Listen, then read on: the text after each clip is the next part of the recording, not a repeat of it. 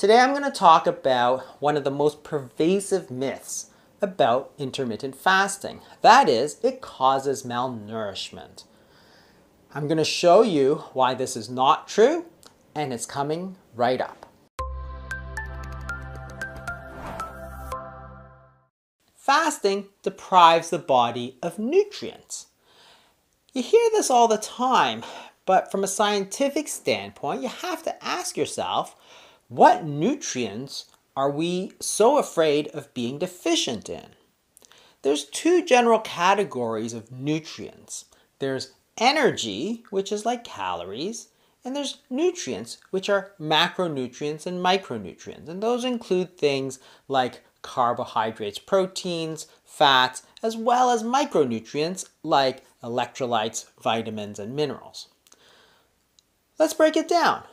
Are we afraid that we're going to have too little energy? Well, food energy is just calories, so that's generally the point of fasting if you're trying to lose weight or control type 2 diabetes, for example. Because your body has an excess of energy, you want your body to use it up. So we're not depriving the body of energy. We have excess energy and let's use it up. So are we depriving the body of nutrients? We can talk about macronutrients, for example. There's 3 different types of macronutrients. That's the carbohydrates, proteins, and fats. And which one of those exactly are we afraid of being depleted in? Fatty acids? Well, once again, generally people are losing weight when they're fast, and that's the point. So we're not running low on body fat. Is it protein? Again, if you look at most people who are trying to lose weight, they not only have excess body fat, they also generally have excess protein as well. And this is not just muscle. It's also the connective tissue. It's the skin, it's the blood vessels, it's the things that hold everything in place. Studies estimate that people who are overweight have 50 to 80% more proteins than somebody who is normal weight. And of course, they weigh more, and that likely is the reason why. Also, when your body breaks down protein into amino acids, it has the ability to get that back through the urine. If you're not excreting a lot of stools, then you're not going to lose protein through that.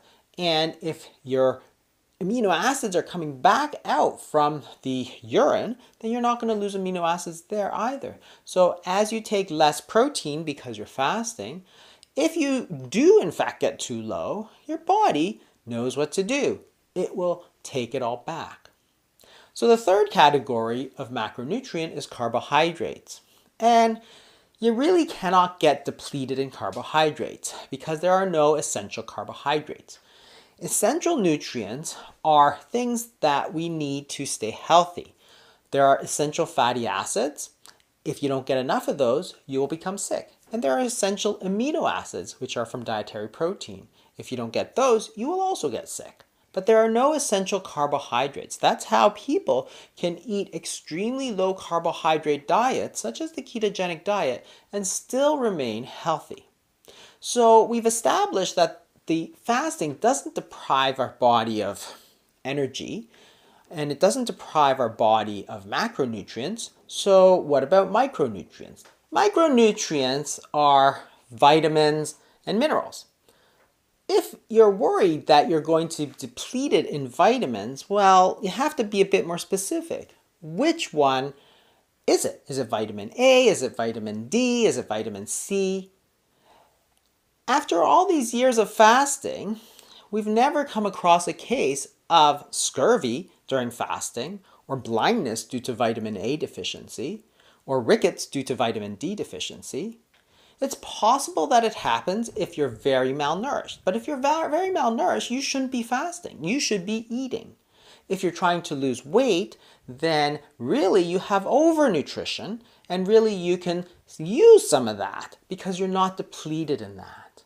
You can also look at the electrolytes like calcium, phosphorus, sodium, magnesium chloride. Some studies of people who have gone and fasted for over a year haven't noticed any changes in the serum levels of these electrolytes. There are certain electrolytes that are good to replace because if you get too low, well, you might get problems such as muscle cramps. The most common one we run into a problem with is magnesium, and there are ways to get more magnesium that don't involve eating. You can actually absorb magnesium through the skin, and that's through Epsom salts, which are magnesium sulfate salts. You put that in your bath and you stir it around. You soak in the bath for about half an hour and the magnesium absorbs through your skin. If your magnesium levels are low, you might notice constipation and muscle cramping, and taking some Epsom salts may help with that. There are also certain foods which are very high in magnesium. Sodium is another electrolyte that you can sometimes get low in because most of us are eating a relatively high sodium diet. And to go from a high sodium diet to zero sodium, sometimes that transition is a little abrupt and it may make you a little lightheaded. You can easily take some salt in water, or if you're taking a more lenient fast, you can drink some bone broth and add some salt to it. That also has certain other minerals like calcium and phosphorus, and that's a great option for you if you're having those sorts of issues. But in general, electrolytes are not a big problem if your duration of fasting is relatively short. If you're doing multiple days of fasting, that's really the only time that people run into trouble. If you're really worried about vitamin deficiency, you can easily take a multivitamin, which will replace all of your micronutrients, that is, your vitamins and minerals that you need on a daily basis, and that's not going to break your fast. People often also consider fasting as something unhealthy. This is a very recent phenomenon. Up until about the 70s, fasting was considered something that was very healthy. People would do this and they would call it things like a cleansing or a detoxification because it was healthy once in a while to let your body sort of burn through all that excess calories and other stuff like sugars and stuff that it didn't need. And this sort of cleansing process is good to do every once in a while. And it comes from the realization that we really need to have a healthy feeding and fasting cycle. That is, when we feed, we're taking in calories, we're taking in nutrients. When we fast, we're using those calories, we're using those nutrients. So it's a great balance. You have to feed and you have to fast. If you do too much of feeding, it's not good. Too much fasting is also not good. But now in the last 50 years, the pendulum has switched over where we think we have to eat all the time. People say you should eat 10 meals a day. You should have snacks all the time. Eat small meals constantly throughout the day. What has done is destroyed the feeding and fasting cycle so that we're continually feeding, and in the last 50 years, we've seen an obesity epidemic the likes of which the world has never seen. What we're simply trying to do is put the balance back between feeding and fasting. The very word breakfast in English is the meal that breaks your fast. Well, you can't break your fast if you're not fasting, so it intrinsically explains that we need to have both, and that's part of a healthy diet. So no, it's not unhealthy. No, it's not disordered eating. It's just restoring balance.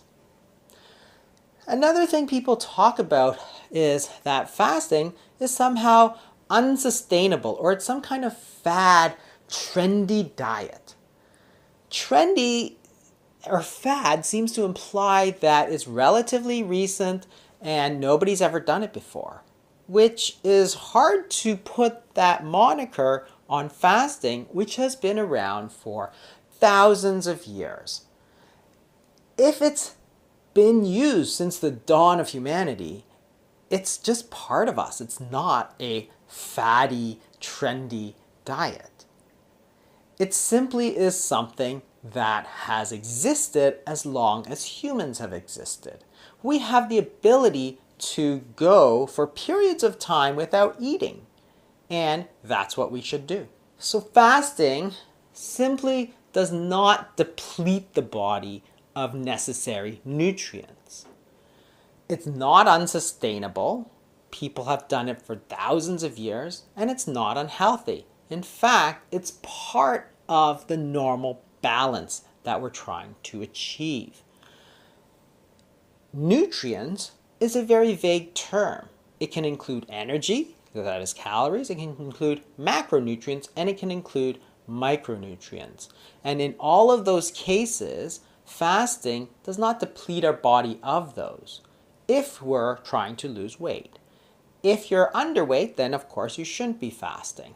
But if you are trying to lose weight or control your type 2 diabetes or reverse your fatty liver, then fasting can be an excellent tool for you to use.